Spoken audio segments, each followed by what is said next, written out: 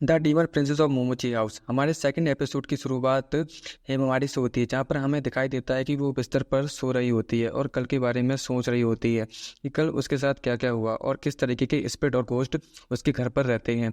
और फिर वो उन तीनों के बारे में सोच सोच रही होती है कि कल वो इस घर में आकर के किस किस तरीके से उन तीनों से मिली, वो यकारी और इसे, और किस तरीके से उन तीनों ने मिलकर उसकी जान बचाई थी। फिर वो साइड में करवट लेती है और ओई को अपने बगल पर सोया हुआ देख करके वो डर जाती है और ज़ोर से चिल्लाती है। फिर वो ओई को एक तेज़ी से मुक्का मारती है और फिर ओई से कहती है कि तुम किस तरीके से एक लड़की के रूम पर आकर के सो सकते हो, और तुम मेरे मेरे रूम पर कर क्या रहे हो।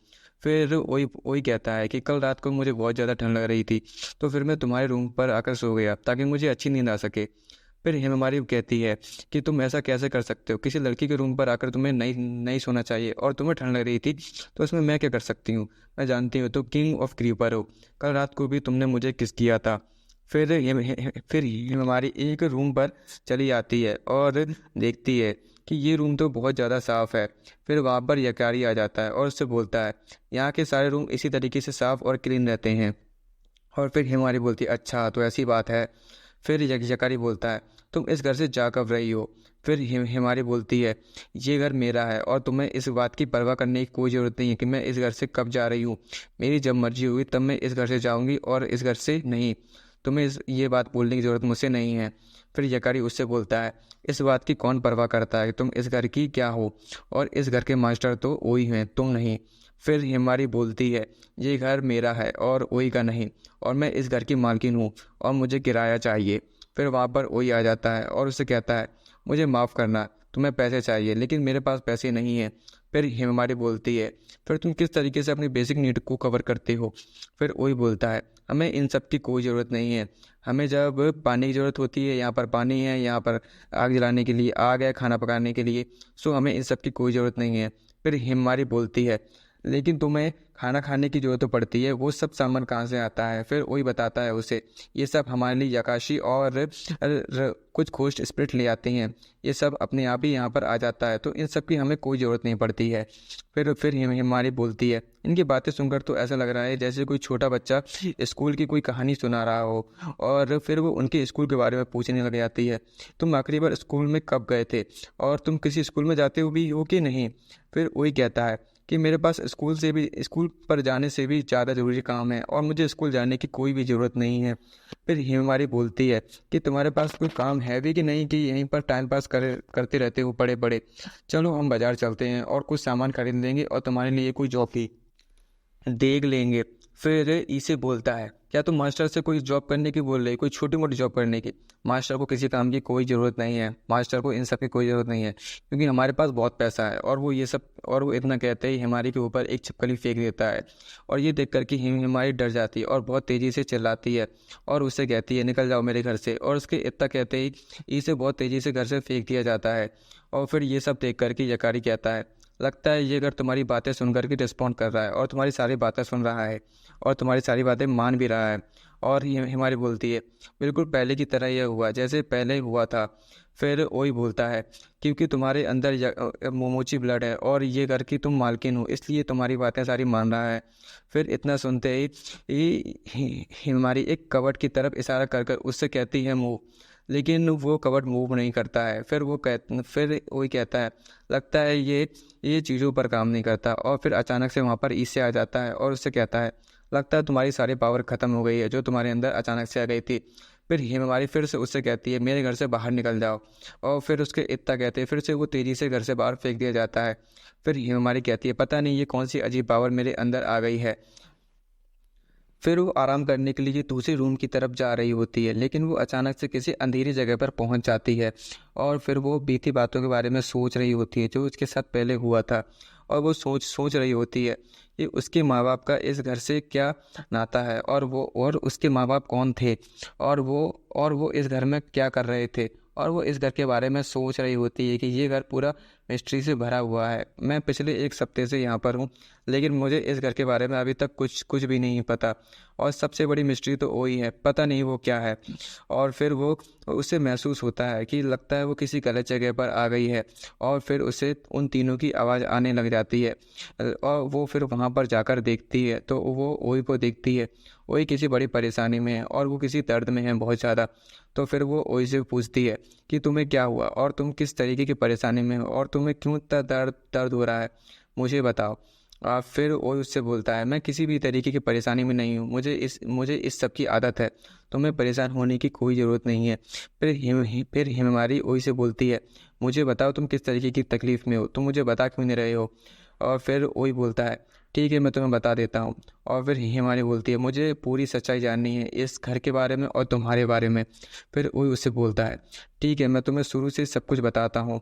फिर हिमारी उससे बोलती है, हाँ मैं इतना तो जानती हूँ कि तुम न्यूबी में ट्रांसफॉर्म हो जाते हो, जैसे जिसमें तुम ट्रांसफॉर्म होते हो उसे न्यूबी कहते हैं।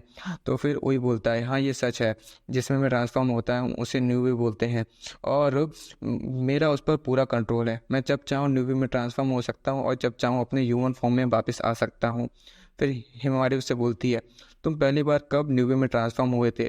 फिर वही उससे बताता है, जब मैं 10 साल का बच्चा था तो इस घर के सामने अचानक से आ गया था और इस घर पर जो सील लगी थी मैं उस घर को तोड़ देता हूँ और वो इस घर के अंदर आ जाता है। और उसे पता चलता है कि इस घर को एक प्रोटेक्टर और मास्टर की ज़रूरत है। और तो ये घर काफ़ी समय से खाली पड़ा है और वो इसके लिए सूटेबल था।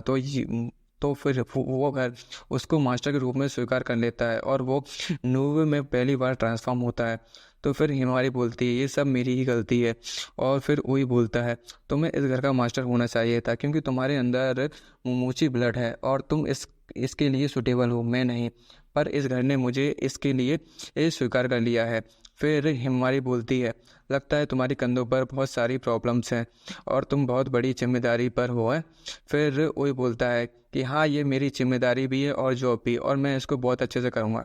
लेकिन मुझे इस बात का दुख है कि मैं ये जॉब कर कर के तुम्हें पैसे नहीं दे सकता क्योंकि ये जॉब कर कर मुझे पैसे नहीं मिलते। फिर हिमारी बोलती है, तुम्हारा क्या मतलब है कि तुम मुझे एक कल बचा रहे थे, हाँ कल की बात से, जो तुम मुझे कह रहे थे कि मैं तुम्हें बचा नहीं सका और तुम बहुत बड़ी परेशानी में हो। फिर वही बोलता है, क्या मैंने पहले ऐसा कुछ कहा था।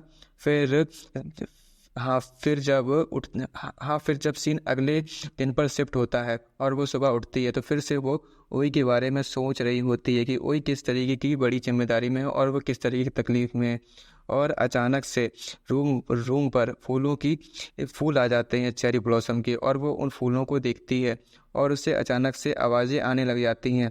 वो आवाज़ें उसे अपनी तरफ बुला रही होती वो आवाज़ें उसे अपनी तरफ बुलाती हैं और उससे कहती हैं, मेरी तरफ आओ और तुम अपनी सारी इच्छाएं पूरी कर सकती हो, तुम हर तरीके की तकलीफ़ और जिम्मेदारियों से मुक्त हो सकती हो। मेरे पास आओ और मेरे इन फलों को खा करके तुम आज़ाद हो सकती हो।